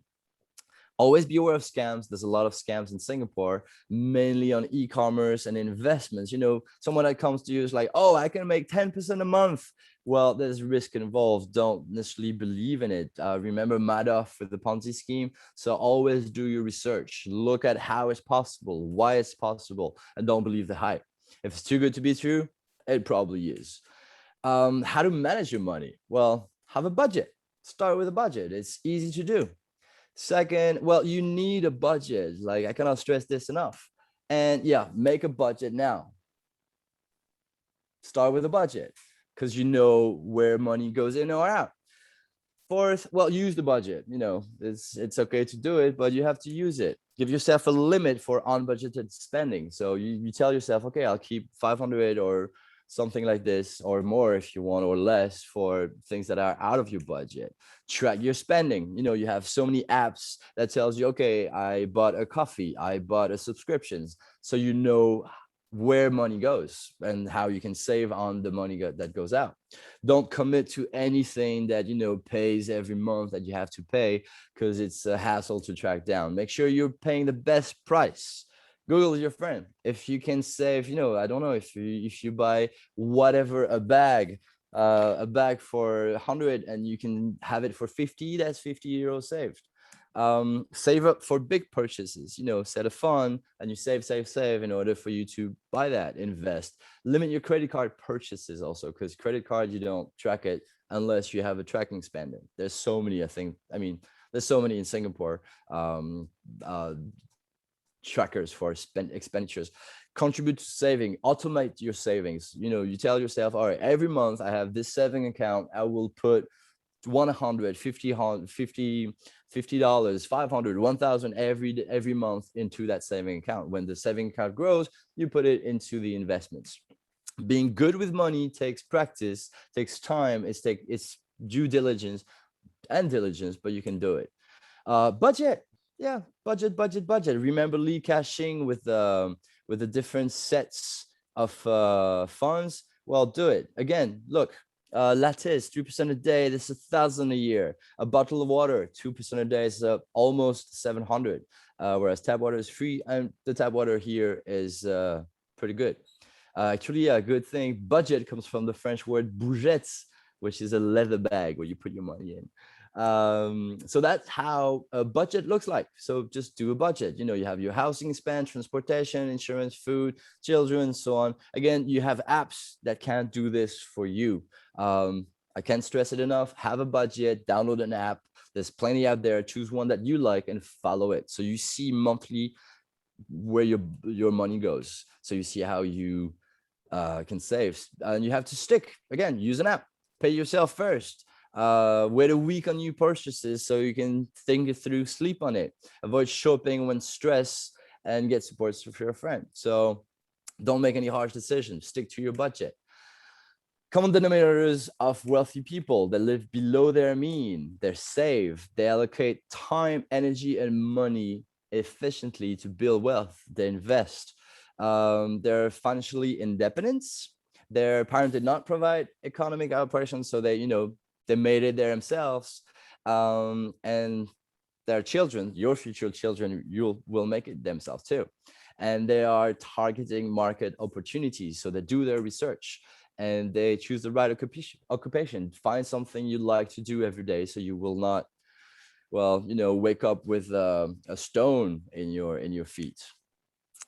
Financial stone: integrity, discipline, social skills. You need network is highly important. A supportive spouse, like Buffett said. Hard work hard, play hard. Take financial risk. I mean, any investments take some risk. Be a strong leader. Do not follow the crowd, and go for it. Just go for it. It's easy. So I'm ending here. Remember that you accumulate more money by investing than by earning. Actually, by investing, you will earn more than actually working. I know it sounds crazy, but it is true. The best time, this is one Chinese proverb, well known, the best time to plant tree was 20 years ago. The second best time is now. So start investing now. And should you invest right now or wait for a better time? I cannot hear you, but I hope everybody says now. And anyone who is not investing now is missing a tremendous opportunity. So start investing now. And I am done. Thank you for participating. Now would be the Q&A. So don't hesitate to ask some questions, guys. And thank you for participating. I cannot see you participate. Thank you, Luda. Thank you, Ritesh. May I ask the first question, please? Can you hear me? Yep. So we were talking about the strategy to invest, but what about the exit strategy? For example, if you exit in the equity market, for example, you are 65 and now you wanted to exit the market. What could be the strategy to do that? Because if you, for example, selling high profit shares, you will unbalance your portfolio. So how do you do the exit strategy from the equity market? So basically, the question would be when to sell, like whether when a stock is growing or no. For example, I'm 65. So I wanted to exit the market. I wanted to not sell everything, but for example, I'm selling every month something. So how do you? So basically, it's you have to see it. Yeah, don't exit even if you're 65. Just take what you need on a monthly, possibility. Personally, what I do and what I would do is every time I rebalance, like if I see one stock is taking 80% of my overall portfolio because it did a times 100 or times 200, you just take a bit of it. So you choose best, you can, sell a bit of all the stocks. So your overall diversification is the same. So I don't know if that answers your question, but is there any strategies for that, or you just follow whatever makes sense for yourself? Or follow what makes sense for yourself while always keeping in mind on your overall diversification, because even if you're 65, hopefully you still have 20 years in front of you, so you don't want to unbalance your portfolio. Right. I see it. So Ludo, I think just to add on to that, if I may, Alex. Yes. Is that Alex? Yes. All right. Great. So I think one thing to realize is that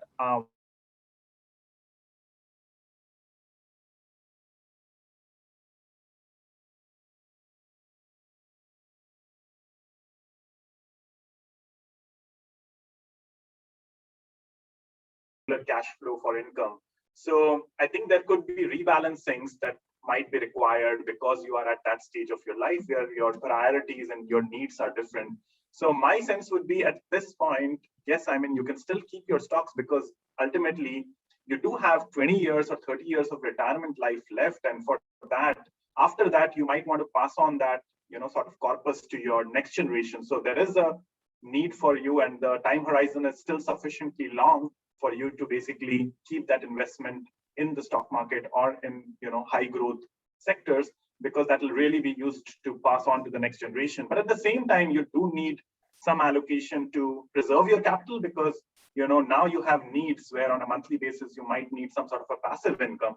So maybe REITs kind of strategy or income-based strategies should also complement that to a certain extent to cater to those needs per se through your retirement life. So that's how I would think about it. Like, have these 2 or 3 buckets defined, solve for your retirement needs in terms of regular income. Once you solve for that, rest can still go into a more growth-oriented investment that can be passed on over to the next generation. I see. Thank you. May I ask one more question regarding taxes? So, any advice how to minimize the taxes, or how to get not exposure for example, U.S. taxes or something like that? Thank you. Well, I could answer you for a French-based tax or a Singapore-based tax where capital gain is 0. With the US, I would not know. So I think for US, what happens is, at least, yes, for capital gains, whether you're investing into the US market or anywhere, for Singapore, if you're based in Singapore, there's no capital gains tax. But there are dividend withholding taxes and stuff like that. And especially if you're investing into a dividend heavy portfolio in the US, you need to be careful because there is dividend withholding tax of 30% that becomes applicable to your investments. Now, there are ways to, sort of reduce those taxes a bit by going for, say, Irish domiciled investments, which again, invest into the US, but they're domiciled out of Ireland. And there are ETFs that are available for that. So you can reduce your dividend withholding tax a little bit. From 30% to 15% by moving over there. But again, there are other things and mechanics in play. I mean, the Irish domicile investments might be a little bit more, more cost associated to it or less liquid. So there are other costs involved as well. So generally speaking, I think you do need to have, a more in-depth view depending on what you're trying to invest into. So it's hard to say, do this or do that, but essentially, yes, I mean, there are these tax-related stuff, especially with respect to dividend withholding tax and even estate tax duty. If you have a US portfolio and if something happens, the transition over to your, say, the next generation, there is an estate tax applicable to your investment. So again, these are things that you need to be cognizant of, and typically you need to have some sort of a consultation dedicated to it to sort of cater to that. For a platform like Saif, we hold all client money pooled together in one, client account. So in a way, it acts as a trust account. So you don't have these estate duties and taxes applicable according to what I understand from our compliance team. But again, these are things that you should be, catering to and understanding them better. Thank you. Thank you. Thank you, Alex. Anyone has any questions? Please feel free to ask. Sorry. Hi, Ludo. Hello, Ritesh. Thank you for the presentation. It was very helpful. I had 2 questions. So first is about investment and second is about Saif. I'll go with the first one first. So right now, I feel like because of so much liquidity in the market, like the market is at a all-time high. And I know it's not a good idea to try to time the market, but if you feel that it will go down in the near term, maybe, then how do you plan to invest in such a scenario? Is there a difference, or you shouldn't think about that when you're just starting to invest? Do you want to take that, Ritesh? Sure. So I think as we had covered earlier as well. So the number one thing is, market has been making new highs over the last few months. And having said that, the market continues to make new highs as well. So it's always in hindsight that, the market is high, should I invest or not? But don't miss out completely is my opinion. Like, if you don't get started right now, you might continue waiting. And if what happens if the market makes another 10% up? Like, you will never be able to get into the market at all. So instead of waiting forever, I think if you are that concerned about valuation and all, this is more of a psychological thing, right? Like, we just feel bad if we, start now and the market takes a dip, you just feel bad about it. So maybe one way to do it, if you've got $100, rather than putting all 100 to work right now, start with, say 1/3 of that amount, and then invest in a tranche-based manner over the next few months. But again, I don't have, I'm not in the camp where you need to spread that investment over multiple years, because that, I think, the market will not wait for you. So the max that I would do is probably tranche it out just to, minimize my timing risk a little bit. But again, if you look at research and all, what we found out is that 2 out of 3 times lump sum investment makes your money grow faster than DCA. DCA or dollar cost averaging should still be done, but it should be done with your monthly savings. So typically, as an individual, everyone has certain amount of savings and they have surplus cash sitting in their bank account. So start with that surplus amount, which is beyond your emergency fund. You should invest that as a lump sum. If you're not comfortable with lump sum, start in a tranche-based manner, and also pick your right investments. Like, don't go into crypto or something, or like something which is extremely risky on day one. If you are a newbie, start with an investment, as we covered earlier, which is a very diversified. So even though the market dips, you have a more steady return profile. I mean, it doesn't give you a heart attack that the market dipped 20% and your portfolio went down by that same amount. If you have a diversified portfolio, potentially your portfolio goes down 5 or 10%. You can live with it, right? Like, and if you contribute on a regular basis through DCA, you will buy more units at lower prices. So over time, you will be fine. And again, even if you come at the worst possible timing, I think that's very important to understand. That is actually still much, much better than trying to time the market. So basically, if you invest every month and the market, goes up and down, you will be there at everything. So it flattens out the curve. Got it. That actually solves what I was asking. And the other question was about size. So I've heard about a few robo-advisors. We spoke to the CEO of Endowus during our portfolio management class. Sure. And I don't understand how to compare robo-advisors in terms of, so I want to ask that, how is there a difference between how different robo-advisors operate and invest, and what to look for and when you're trying to compare a robo-advisor? Right, I think that's a great question. So in general, I think the broad messages, all of us are trying to solve, a similar problem. Our bigger competitor is not, we against each other. It's actually the banks where money is just sitting there idle. So I think you can't go too wrong, like, starting with one or the other. I think the way I would put it is like, why is SIFE unique and why is SIFE different? That's where I would say that SIFE, number one, we are purpose driven. We are, objective driven. If you look at our portfolios, you can really associate them with like, what goal are you trying to solve for? So we are a very goal-based investment platform. That's something that you might not find it very intuitive with like a lot of other platforms. Number two, our products, I think, are very, very unique, right? Like if you look at our REITs portfolio, there is no other platform that has a dedicated REITs portfolio per se, and can invest on a very diversified basis as well. So I think those two things, I think, like, we are very innovative, we're very creative in the way we sort of position all of this. And from a long-term standpoint, it is, the fact that we are using ETFs for our portfolio construction. I think not comparing against Endowus, but Endowus does use unit trusts or active managers for their portfolio construction. We are of the firm belief to use ETFs as the underlying building blocks, because as we covered earlier, 90% of the time active managers underperform the benchmark and they're typically much more expensive. So yes, there is also an element of much more cost effectiveness when you're coming with the SIFE platform, because we are building our strategies using these passive building blocks per se. Makes sense. Okay. Plus, I think I just forgot to mention, I head the investment advisory team, so I should definitely put it out there that we have a dedicated advisory team. So alongside the digital platform, it's not a black box. You can actually speak to a human advisor and get a better sense of how to plan your investments, right? So I think that's very important, especially when you're trying to plan your investment. If you have that way to talk to someone and understand what's the right way to move forward, it just builds a little bit more trust and credibility into what you're doing, and gives you more conviction to move forward as well. Definitely. Thanks, Ritesh. Thank you. And I would say, Naman, whatever you choose, do it. You will do, yes. Thank you, Naman. Any other questions, guys? Yes, I actually have a question about from a student's perspective. So from a student's perspective, you don't actually earn any income. So I know some like there's some places that suggest putting 3 or 6 months of your income away in like a liquid savings, so that you can you can use it when you need to.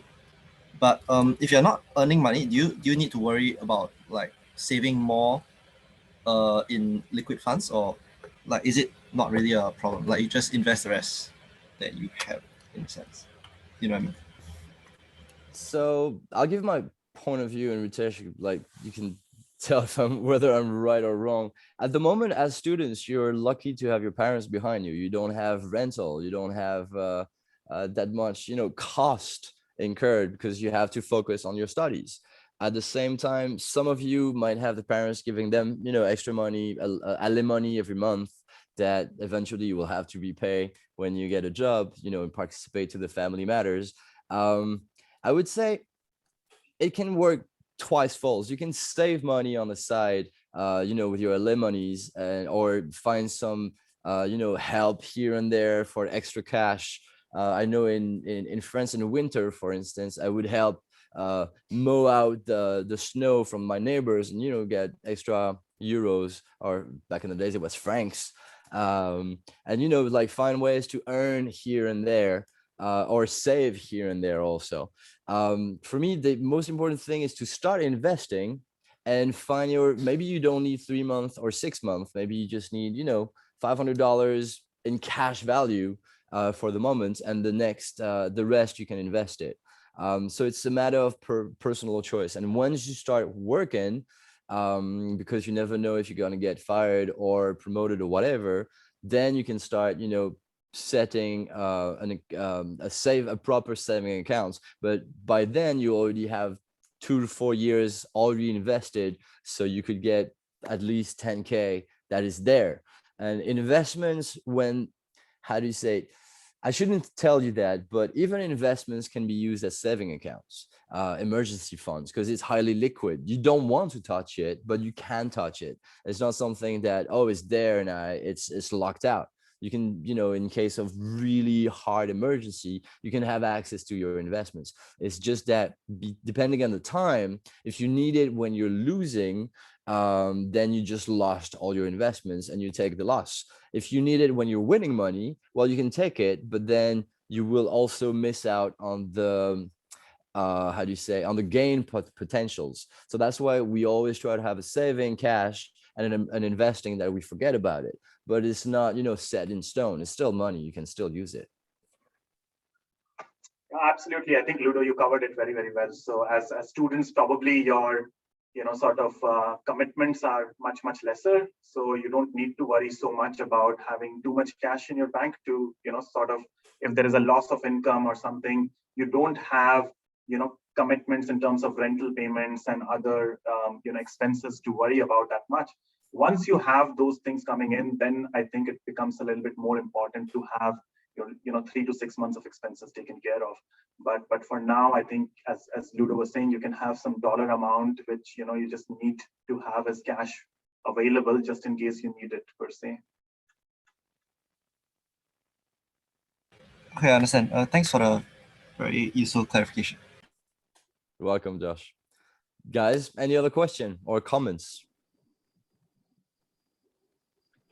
I'm not a student, but I have a question on SIFE and the overall strategy. So isn't it SIFE too expensive for a student? Isn't it like too much? I understand, the value proposition, which is great. But yeah, if you could elaborate on that, and yeah, that'd be great.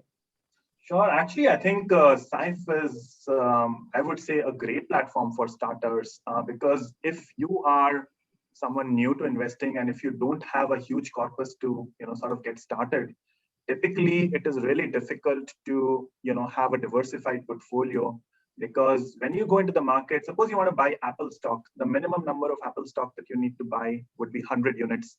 100 units multiplied by, right now, Apple is trading at, say, $120. So you need $12,000 just to buy Apple stock. It's really, really difficult. And on top of that, you pay brokerage. You want to buy a REIT, and a REIT pays you $50 of dividend. You want to reinvest that dividend back because you don't need that income right now. You will be slapped with a $20 brokerage fee because there is a minimum brokerage fee associated. I think that's where SIFE becomes very, very powerful, because you get instant diversification with your portfolios, and there is no minimum entry, and we take care of all your brokerage costs. And just imagine, if you're investing even $100, the annual management fee is $65, 65 cents, right? Sorry, not $65, 65 cents for $100 for the entire year. It's actually really, really cheap. And the more you invest, suppose your investment does grow to say $20,000 over the course of the next few years. Once you reach $20,000, your annual cost of investing is 0.5%, which is $100. So you're paying $100 for the entire year of your investment.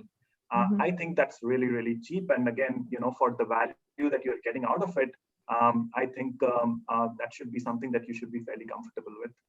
And how do I know that you guys are for real? I mean, how do I know that you are not Madoff? Of course, I go to your website and I see, that you are MAS, but in this time of age, I would be asking these questions. And yes, I'm ready to invest in my unbound money, whatever I just received during Chinese New Year. But yeah, how do I know you are not going to run away? I don't know you. I think that's a great question. And again, I think it is very, very important to reiterate that the MAS fund management license, it's not a joke, right? Like it's a very, very stringent license to get. Only managers who have tons and tons of experience are the ones who are even eligible to apply for the license, number one. Number two, you need a very high base capital requirement that is kept completely separate so that if something goes wrong, the MAS will tap onto that money and make sure operationally all the clients, operational needs are, taken care of.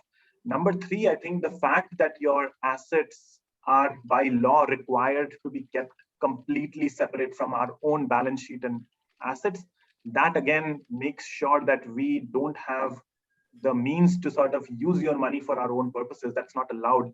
And there are bells and whistles in place to make sure that no rogue element whistles that money away. And to that extent, there is not one person controlling these entities, right? When money moves from one, the trust account, which is the DBS trust account where people put in the money and then it goes on to buy securities, it needs to be approved not just by the CEO, but by the investment team, by our compliance team and our operations head. So it goes through multiple steps to make sure that there is no collusion and one person siphons off money to a outside account. Because on top of that, what will happen is there is internal compliance, external compliance. We are audited by a big four company. There are just too many things, and again, it is not in our interest to be doing this to really commit a financial crime. If that was the intent, there are much better ways to do it rather than go for a highly sought after license and build a business which we believe we are building for the better of all the investment community out there. Thanks, Ritesh. That clarifies. I would say as an investor anyway, I believe you need, some passive investing and active investing. So you need a robot advisor, which basically offers what the bank, banks offer the funds for a fee that takes care of it for you. And you also need a brokerage account for if you know of a stock or anything to diversify your own on the side active trading. So this is what I do, have passive and active. Actually, I'm much more diversified, but that's how I invest personally. I believe, Ritesh, on SAIF, you cannot, pick a stock to trade. It's more about passive investment. I mean, active on your side, but passive on the client. If you go with, I don't know, Saxo Market or Intuitive Broker or anything else, a brokerage account, then you can start also actively investing. And I believe you need both. Yeah. But you have to start somewhere. I think it's obviously a mix that everyone needs, because what will happen is we will have these pre-created portfolios and those are optimized for you, so you don't need to do the hard work. But there are always cases where investors have their own preferences. I like China, I want to move some money to China, and you really like Tesla or some particular stock. So there are obviously those individual investment preferences that you need to sort of account for. And the idea is, yes, if you have a specific requirement and you really love a particular company, go open a brokerage account and do your trading through there. But make sure, again, you don't overtrade, don't overexpose yourself to certain names. And that's where the foundation is very important. And the foundation is what we cater to, right? You have your well-diversified portfolios, well taken care of. I personally believe like usually you should have 70 to 80% of your money in a very, safe, secure, diversified investment, a mechanism, and then play with like, your other 20%. Those could be multi-baggers, but even if you lose that, it's not the end of the world, right? So I think that's how I would approach it. And also in our case, there is an equity 100 portfolio that we offer. It's hugely popular for more of the younger investors because again, it gives you access to the top companies from around the world. And again, because there is no minimum, you get that access at a fraction of the cost. Because if you were to buy your Apples, the Googles, the Microsoft, the Teslas of the world, it's just impossible to do it with like, say $1,000 corpus. Whereas with Equity 100, you get that instant diversification into all these top names. So there is that element that is also in a way available if you are wanting access to a pure equity portfolio that can act as an alternative to your stock market investing. So there are some elements, but yeah, broadly it caters to a more diversified passive way to invest for the long term. And it's a systematic process. You can like put a monthly recurring investment plan through your bank as a standing instruction, and the money will come in and then get invested right away. So again, it removes the whole emotion bias and everything, and money invests on a systematic basis, and there is natural dollar cost averaging going forward. Thank you, Ritesh. Any questions, guys, or comments?